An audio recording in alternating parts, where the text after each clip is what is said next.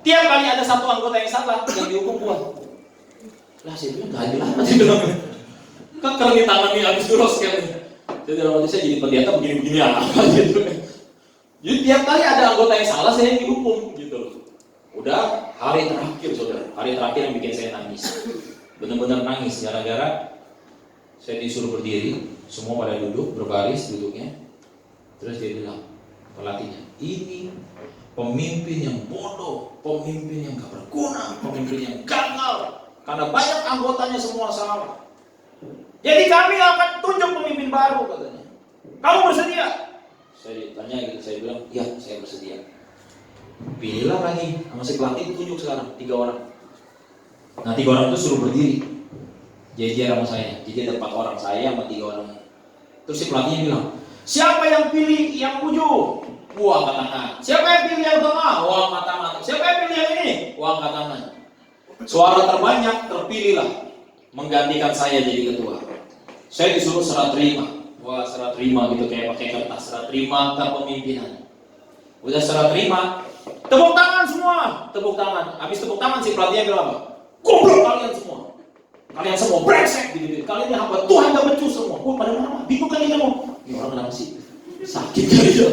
Lu diganti lu marah-marahnya ngumpat saudara. Lalu dia kasih pesan moralnya. Ada pendeta maju kasih pesan moral. Ini yang terjadi hari-hari ini di gereja Tuhan. Ketika pemimpin kamu yang lama gagal, kamu ganti pemimpin baru. Tiap kali pemimpin ini salah, kamu mau cari pemimpin baru. Ini yang terjadi di gereja Tuhan. Enggak ada yang namanya saling menopang. Sekarang saya disuruh berdiri di tengah. Junianto berdiri di tengah. Mau saya berdiri di tengah. Kami panitia katanya ada 30 orang. Kami akan berusaha sekuat tenaga untuk jatuhin Junianto. Kami nggak pukul, kami nggak tendang. Tapi dengan badan kami akan coba dorong Junianto sampai Junianto jatuh. Dan tugas kalian semua menjaga Junianto supaya tidak jatuh.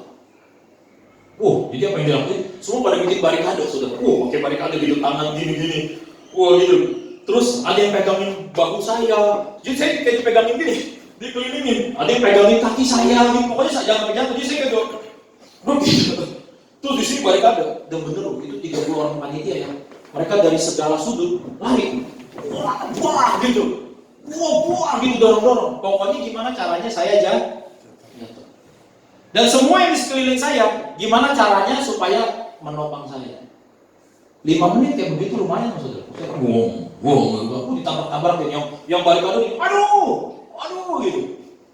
Udah selesai, kita semua sudah duduk. Tadi jatuh gak Junianto? Tidak. Kenapa gak jatuh? Karena kami semua topang dan jaga dia. Itu seharusnya gereja Tuhan. Saling menopang dan menjaga. Amin saudara. Tapi yang ada, pemimpinnya diserang, sok aku silakan. Karena pemimpin punya iman yang besar ya saudara. Kalau lawannya dari depan kita bisa lawan. Nah kalau dari samping, sini, atas, bawah bersamaan, jatuh juga. Gak heran saudara, gereja Tuhan gitu-gitu aja. Pecah lagi, ada sinode baru lagi. Karena kenapa? Semua hamba Tuhan pengen tampil keren, pengen tampil punya iman paling besar. Kadang-kadang kalau khotbah pakai ada Ibrani, ada Yunani ngomong, semua nggak ngerti supaya kelihatan pinter, kelihatan intelek. Jemaat juga, pakai yang ini bagus biar merasa diberkati, biar bisa kesaksian nih gue diberkati, ini gue dipulihkan, semuanya akhirnya kita cuma topeng, saudara. Cuma berusaha merasa diterima, padahal kita semua diterima Tuhan Yesus apa adanya. Amin, saudara. Saya ingin ke depan GP Live menjadi komunitas yang we can be real, amin, saudara. Kita menjadi orang-orang yang real, yang apa adanya. Tapi ingat satu hal, Tuhan tidak tinggalkan saudara apa adanya. Tuhan tolong saudara, memulihkan saudara dari kusta saudara, supaya Tuhan bilang apa?